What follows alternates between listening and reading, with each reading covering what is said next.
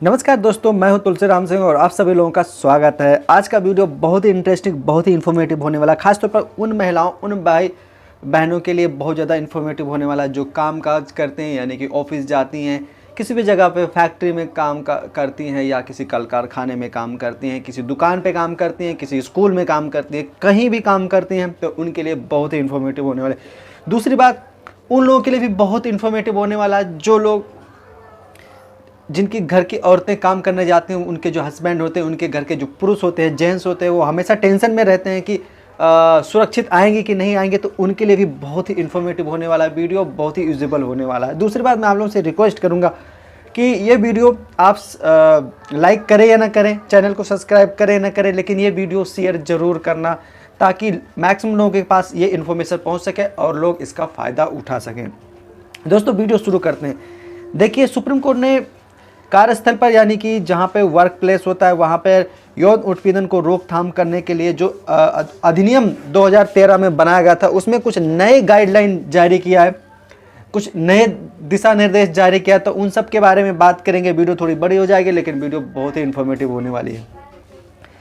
दोस्तों, होता जैसे ये प्रावधान ऑलरेडी पहले से हैं, 2013 में जो बनाए गए थे, बट इनको और सख्त कर दिया गया ताकि कोई भी महिला अगर घर से काम करने निकलती है, बस में, कल कारखानों में, कहीं भी XYZ यात्रा करते समय अगर किसी महिला के साथ छेड़छाड़ होता है, तो उसके लिए जो कानून बनाया गया उसको सख्त कर दिया गया। यहाँ तक राज्य और केंद्र शासित प्रदेश और देश के सभी स्टेटों में ये निर्देश जारी कर दिया गया और लागू भी कर दिया गया।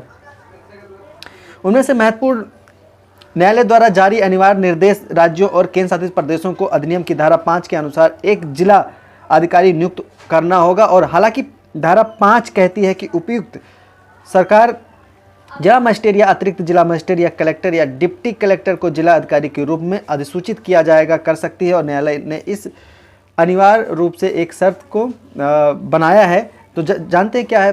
देखिए, सुप्रीम कोर्ट के विद्वान जस्टिस S रविंद्र भट्ट और जस्टिस दीपांकर दत्ता की खंडपीठ ने सुनवाई करते हुए कहा, एक्ट की धारा 5 को निर्देशिका के रूप में मानने से अन्यथा स्पष्ट रूप से चित्रित वर्कफ्लो और नियमन तंत्र में एक बड़ा अंतर पैदा हो जाएगा। इसके परिणाम स्वरूप इस कानून की प्रभावशाली कारिता विफल हो जाएगी। खंडपीठ ने भारतीय संविधान के अनुच्छेद 32 के तहत इनिशिएटिव फॉर इंक्लूजन फाउंडेशन नामक संगठन द्वारा POSH अधिनियम के प्रावधानों के प्रभाव क्रियान्वयन की मांग करते हुए दायर एक रिट याचिका में निर्देश जारी करते हुए कुछ कानून पारित किया। उल्लेखनीय है कि हाल में ही जस्टिस AS बोपन्ना और जस्टिस हिमा कोहली की खंडपीठ ने ऑरेलियानो फर्नांडिस नामक गोवा बनाम गोवा राज्य और अन्य मामले में POSH अधिनियम के कार्यान्वयन को मजबूत करने के निर्देशों का सेट जारी किया था, जिसमें न्यायालय ने विशेष रूप से NALSA और SLSA और राष्ट्रीय न्यायिक अकादमी और राज्य न्यायिक अकादमियों को अपनी क्षमताओं के कार्यशालाओं और जागरूकता कार्यक्रमों के द्वारा एक मॉड्यूल विकसित करने का निर्देश दिया गया था। यह देखते हुए कि पारित निर्देश वर्तमान रिट याचिका के दायरे से मेल खाते हैं, न्यायालय ने अपने फैसले में उन निर्देशों को भी दोहराया। जिला पदाधिकारी की अहम भूमिका होती है, जिसके बारे में खासतौर पर फोकस किया गया। प्रत्येक नियोक्ता को अधिनियम की धारा 4 के तहत अतिरिक्त शिकायत समिति का संगठन करना कानूनी रूप से अनिवार्य है। अतः उन अंतरालों को संबोधित करने के लिए जहां कोई ICC नहीं है, यानी कि ऐसे कार्यस्थल में काम करने वालों के लिए जहां 10 से कम कर्मचारी कार्यरत हैं, जहां नियोक्ता स्वयं प्रतिवादी है, क्रियान्वयन है, प्रत्येक जिले में स्थानीय समिति का प्रावधान करता है, जिसका गठन जिला अधिकारी द्वारा किया जाता है।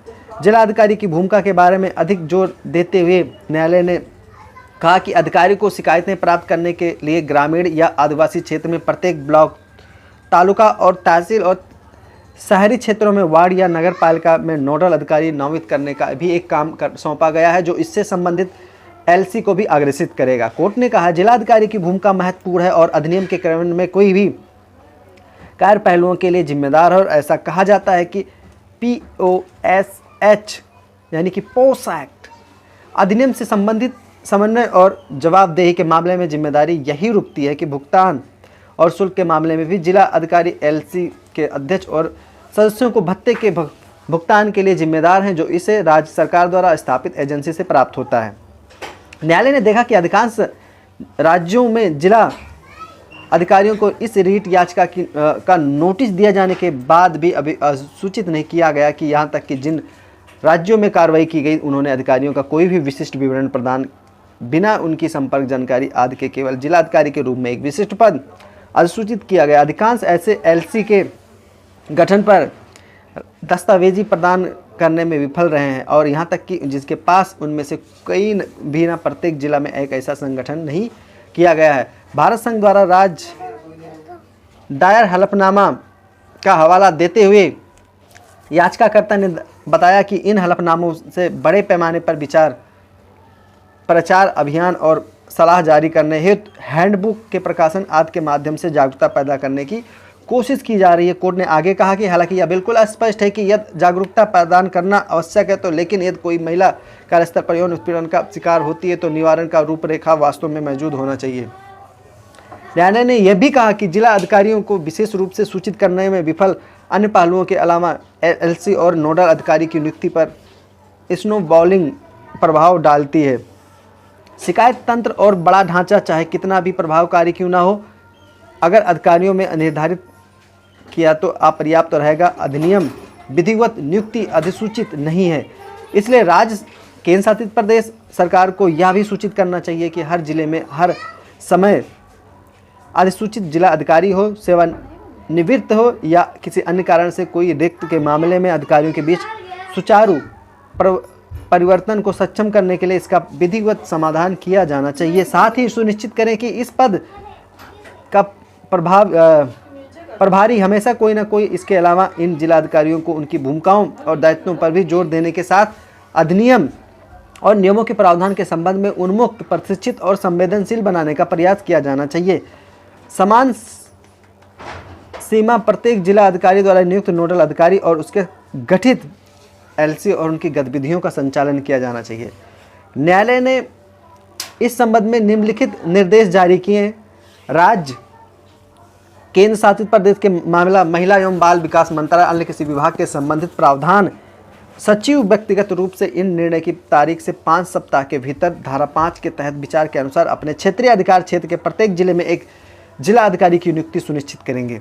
इसके अनुसार प्रत्येक जिला अधिकारी को धारा 62 के अनुसार ग्रामीण या आदिवासी क्षेत्र में प्रत्येक ब्लॉक में तालुका और तहसील और शहरी क्षेत्र में वार्ड या नगर पालिका में नोडल अधिकारी नियुक्त करना होगा। बी, उसको किसी एलसी का गठन करना चाहिए जैसे कि किसी अधिनियम की धारा 6, 7 और के तहत विचार किया जाए। और सी, सुनिश्चित करे कि इन नोडल अधिकारियों और एलसी के संपर्क में विवरण तथा इस निर्णय से तारीख के 6 सप्ताह के भीतर इन राज्यों की सरकार और बाल विकास मंत्रालय के नोडल अधिकारी को भेजे जाएंगे। राज्य के प्रत्येक जिला अधिकारी को धारा 21, 1 और 2 और 22 धारा 22 के उचित अनुपालन करना चाहिए, जिसमें आईसी नियुक्ता से रिपोर्ट एकत्र करना हो। जहां कोई रिपोर्ट उपलब्ध नहीं है ऐसे एलसी में रिपोर्ट पत्र करना शामिल होगा। साथ ही राज्य सरकार के साथ साझा की जाने वाली संक्षिप्त रिपोर्ट भी तैयार की जाएगी। असंगठित क्षेत्र के लिए अधिनियम को क्रियान्वित करना मतलब उनको क्रियाशील बनाने के लिए कुछ और कार्रवाई। याचिकाकर्ता ने इस बात पर भी प्रकाश डाला कि अधिनियम में घरेलू श्रमिक और असंगठित क्षेत्र की परिभाषाओं को शामिल करने से इसके आवेदन का दायरा बढ़ गया है। इसके अलावा एलसी की संरचना और भूमिका जो जिले में मूलभूत निकाय है, खासकर असंगठित क्षेत्र के लिए, तो इस समिति की अध्यक्षा नामांकित अध्यक्ष करती हैं। सामाजिक कार्य के क्षेत्र में प्रतिष्ठा, महिला और महिलाओं के हितों के लिए प्रतिबंध तदस्थ को ब्लॉक, तालुका, साथ ही ग्रामीण व वार्ड, नगर पालिका, शहरी में कार्यरत महिलाओं से नामित किया जाएगा। और 2 जिनमें कम से कम गैर सरकारी संगठनों या महिलाओं के हित के लिए प्रतिबंध संघों के नामांकित होने के लिए महिला होना चाहिए। यौन उत्पीड़न से संबंधित मुद्दों से भी परिचित व्यक्ति होना चाहिए। ऐसे गैर सरकारी संगठनों के नामांकित व्यक्तियों को शामिल करना भी सहयोग आवश्यक होता है, क्योंकि ऐसे संदर्भ में जहां ऐसी औपचारिकता की भावना व्यक्त कर सकते हैं, महिलाओं को स्थानीय गैर सरकारी संगठनों से संपर्क करना आसान लगता है। 2015 में अंतर्राष्ट्रीय श्रम संगठन ILO की रिपोर्ट के अनुसार निष्कर्ष में से एक है। हालांकि यह बताया गया कि इन NGO के लिए एक ऐसी सहमति देने वाली महिलाओं की ओर से मामले को पंजीकृत करने का आगे बढ़ाने के लिए कानून में कोई भी रास्ता नहीं है। इस प्रकार LC से संबंधित जागरूकता फैलाना और औपचारिकता की हवा को दूर करना उच्चतम स्तर के राज्य की प्राथमिकता होनी चाहिए, जो राज्य अधिनियम को लागू करना होगा। इस संबंध में कुछ दिशा निर्देश इस प्रकार हैं, जैसे जानते हैं।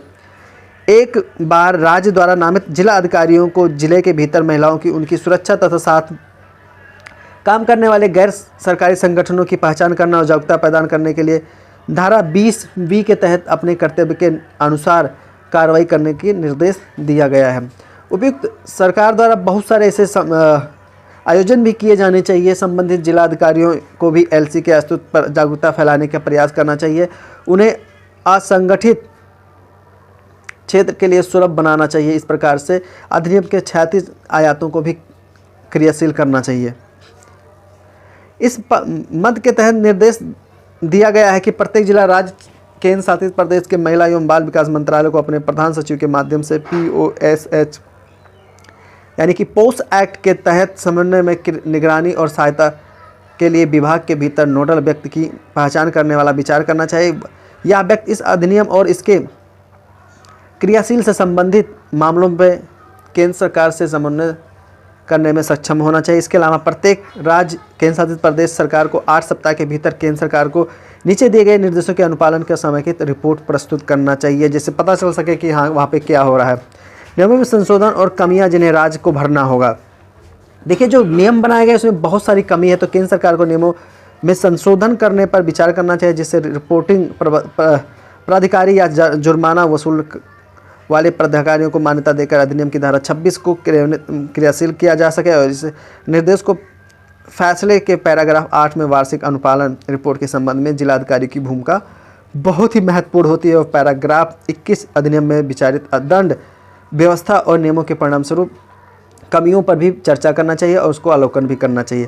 प्रशिक्षण एवं क्षमता निर्माण, जिला अधिकारियों और स्थानीय समिति LC को उनकी महत्वपूर्ण जिम्मेदारियों के संबंध में अनिवार्य रूप से प्रशिक्षित किया जाना चाहिए। अधिनियम में विचार किए गए निवारण ढांचे में उनकी स्थिति को देखते हुए उन्हें पहले यौन उत्पीड़न की प्रकृति या कार्यस्थल में होने वाली लैंगिक बातचीत आदि के संबंध में संवेदनशील होना चाहिए। इसके अलावा यह कहा गया है कि राज्य सरकार को समय समय पर संगठित होना चाहिए कि जिला स्तर पर नियमित प्रशिक्षण सत्र, जिसमें जिला अधिकारी, LC के सदस्य और नोडल अधिकारियों को हमेशा समय समय पर प्रशिक्षित करना चाहिए। जागरूकता दिशा में बड़े प्रयास करने चाहिए। देखिए, अधिनियम की धारा 24 को आगे बढ़ाते हुए राज्य, केंद्र शासित प्रदेश सरकार और केंद्र सरकार को इस अधिनियम के प्रावधानों के बारे में जागरूकता फैलाने के लिए शैक्षणिक संस्थान और प्रशिक्षण सामग्री विकसित करने के लिए आवंटित या आवश्यक वित्तीय संसाधन निर्धारित करने का निर्देश दिया गया और अभिन्यास और प्रशिक्षण कार्यक्रम तैयार करना चाहिए। इसके बाद में वार्षिक अगर रिपोर्ट की बात करें जो सरकार को दिया जाएगा, केंद्र सरकार को, प्रत्येक राज्य जिलाधिकारी को धारा 21, 1, 2 और 22 का उचित पालन करना चाहिए और उसके अतिरिक्त शिकायत समिति का IC नियुक्ति की रिपोर्ट एकत्र करना चाहिए। जानकारी जहां तक रिपोर्ट उपलब्ध नहीं है, LC और राज्य सरकार के साथ साझा संक्षिप्त रिपोर्ट तैयार करना चाहिए। इसके लिए कुछ अनुपालन है, जैसे कि जो कई सारे ऐसे संगठन हैं जिस पर ध्यान देना चाहिए। सार्वजनिक प्रतिष्ठानों या निजी प्रतिष्ठानों में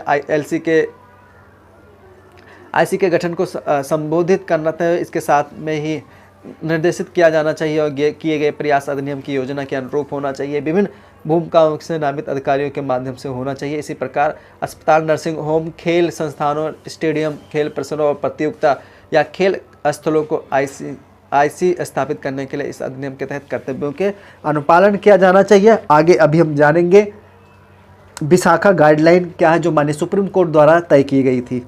अगर हम विशाखा गाइडलाइन की बात करते हैं जो माननीय सुप्रीम कोर्ट द्वारा बनाई गई थी, जो कि महिला सुरक्षा के लिए बहुत ज़्यादा उपयोगी होता है, तो उसके बारे में अगर बात करें तो कार्यस्थल पर महिलाओं के साथ होने वाले यौन उत्पीड़न के खिलाफ सुप्रीम कोर्ट ने 1997 में कुछ दिशा निर्देश जारी किए थे। ये काफ़ी ज़्यादा महिला सुरक्षा के लिए काफ़ी ज़्यादा योगदान दिया है विशाखा गाइडलाइन ने, इसलिए मैं इस वीडियो में इस चीज़ को डाल रहा हूँ।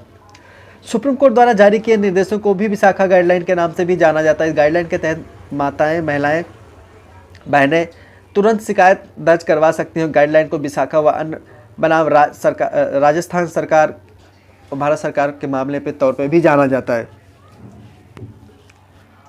विशाखा गाइडलाइन के प्रस्तुत की अगर कहानी सामाजिक कार्यकर्ता भंवरी देवी से जुड़ी हुई है। राजस्थान के जयपुर में भतेरी गांव में रहने वाली भंवरी देवी की इस पूरी गाइडलाइन को केंद्र बिंदु रही है। दरअसल भंवरी देवी राज्य सरकार की महिला विकास कार्यक्रम के कार्य करती थी और इसी दौरान एक बाल विवाह को रोकने की कोशिश करते हुए उनकी कुछ लोगों से दुश्मनी हो गई। इस दुश्मनी का बदला लेने के लिए उन लोगों ने भंवरी देवी के साथ दुष्कर्म किया और अपने साथ कुछ इस व्यवहार के खिलाफ भंवरी देवी से लंबी लड़ाई लड़ी। भंवरी देवी को इंसाफ दिलाने के लिए कुछ गैर सरकारी संस्थाओं ने साथ मिलकर साल 1997 में विशाखा नाम से सुप्रीम कोर्ट में एक याचिका दायर की। इस याचिका में भंवरी देवी के लिए न्याय और कार्यस्थल पर महिलाओं के साथ होने वाले यौन उत्पीड़न के खिलाफ कार्रवाई की मांग की गई और इस याचिका के तहत सुप्रीम कोर्ट ने यौन उत्पीड़न को परिभाषित करते हुए कुछ दिशा निर्देश जारी किए थे, जिसके बारे में हम आगे पढ़ेंगे। वो दिशा निर्देश क्या थे? देखिए, सुप्रीम कोर्ट की जो दिशा निर्देश थे वो इस तरह से थे। कार्यस्थल पर मालिकों को यह जिम्मेदारी दी गई है कि वो अपने कार्यस्थल पर महिला को बंधक जैसा महसूस न होने दे और ना ही कोई उन्हें काम करने के दौरान धमकाए। साल 1997 से साल 2013 तक इन्हीं गाइडलाइन के आधार पर ऑफिस या कार्यस्थल पर होने वाले उत्पीड़न के मामले में कार्रवाई की जाती थी, लेकिन फिर भी 2013 में संसद ने इसके खिलाफ sexual harassment of women at work place का नाम कानून पारित कर दिया।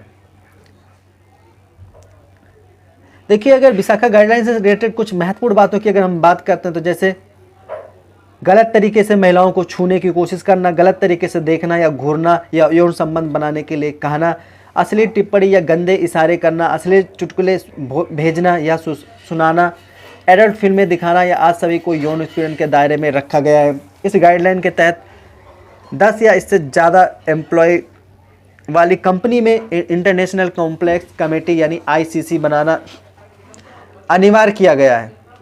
गाइडलाइन में यह भी कहा गया है कि इस कमेटी के अध्यक्ष महिला होगी और कमेटी में आधी से ज़्यादा सदस्य भी महिलाएं होंगी। इसके अलावा यौन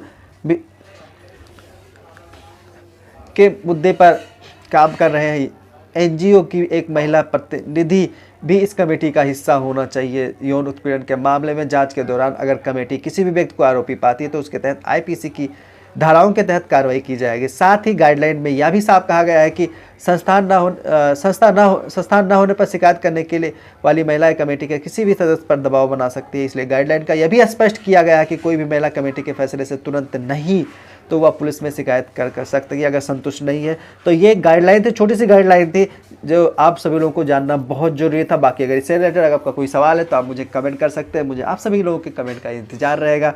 दोस्तों, फिर मिलूंगा ऐसे लीगल टॉपिक अपडेट लेकर। अगर आपको महिला सुरक्षा से रिलेटेड कुछ जानना है तो आपको उस चीज़ में आपको हमें कमेंट करना होगा, हम उस चीज़ पर ज़रूर वीडियो बनाएंगे। आपकी कोई भी लीगल प्रॉब्लम है तो आप मुझे कमेंट कर सकते हैं। जय हिंद।